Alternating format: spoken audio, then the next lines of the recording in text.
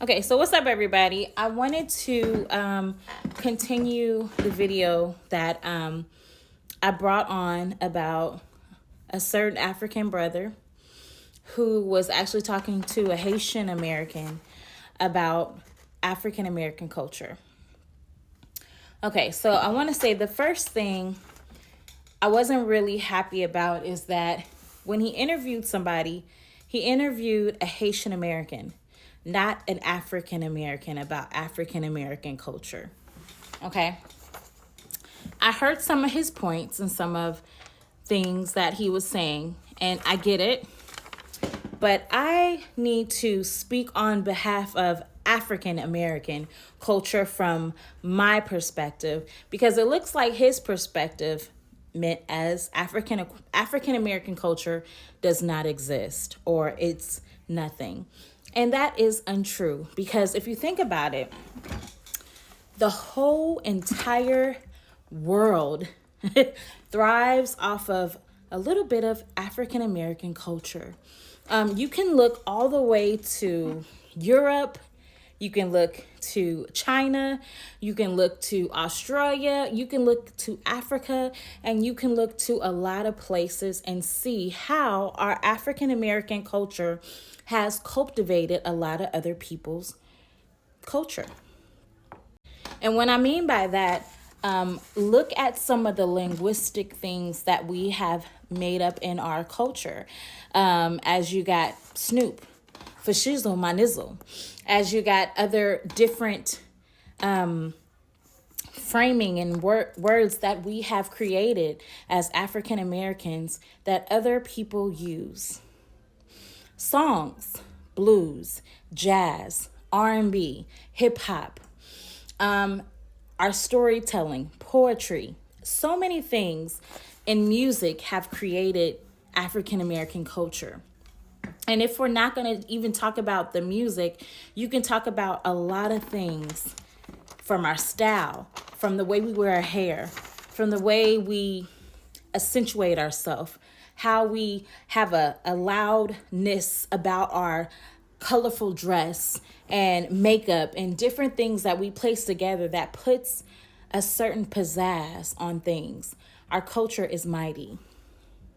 So there were some things that he actually said, and I wanted to actually, do my research and look into my family and things that we see. So he said that African Americans do not have a value system, which is incorrect. One of the two value systems that I see on a daily basis, even if you go all the way back from a lot of African Americans being taken from Africa, from indigenous people and from places, and what we have created together as a collective African American culture, one thing that we do stand on is family. Throughout slavery, family was ripped away from us. Mothers, fathers, sisters, brothers, aunties, whatever you can think was ripped away from us. So one thing that we do as African Americans stand on is family. One thing about family that we always collectively keep together is our children, our mother, our fathers, our aunties, our uncles. We keep that unit, right? That's just African American culture.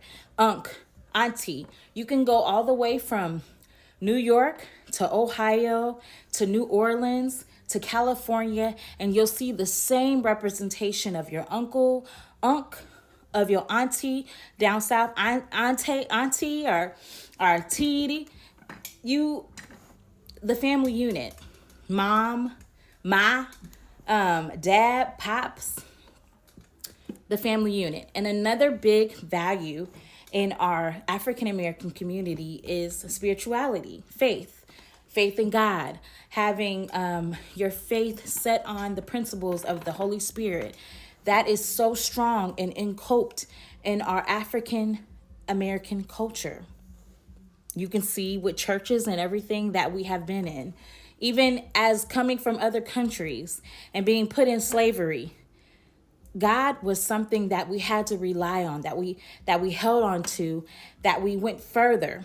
Even when some scriptures and things were taken away from us, to distract us from what we could have did to persevere and go further. He said that African Americans do not have traditions, which is incorrect.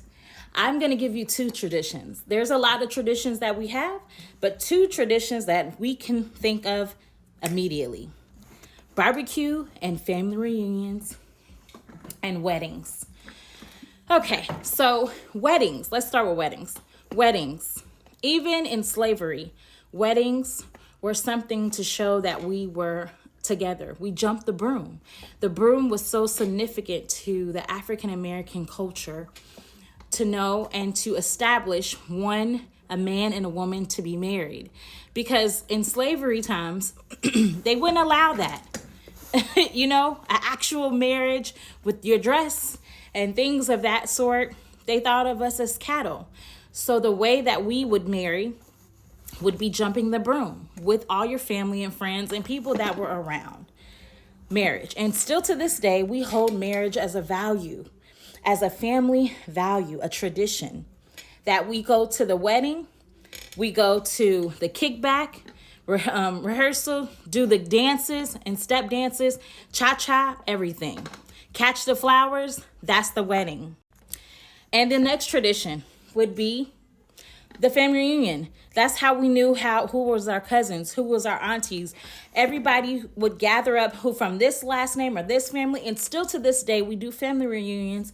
So we know, and the lost family members from slavery that were pulled away, the different last names and different places that family members were placed, we still come together as family. Family reunions and barbecue. Barbecue is something that African American culture cultivated and created with soul food. He said we had no taboos. That is incorrect. One taboo that I can tell you, and there's many, but one taboo I can tell you in the African American culture is mental illness. One thing about us, we did not acknowledge mental illness. We did not acknowledge going to therapy. We acknowledge as being strong, suppressing pain and going to God, or continuing to go forward and fight through it. We suppress that. But in the African American community, a lot of us now are coming up and understanding that from trauma and from things of our past and our family, there are situations that we do need to address. And there are mental places that we do need to step forward and receive therapy. But that was a taboo. Another taboo was for us not to date Caucasians. Now, in today's society and long before, you see African American and Caucasians coming together and marrying and having children.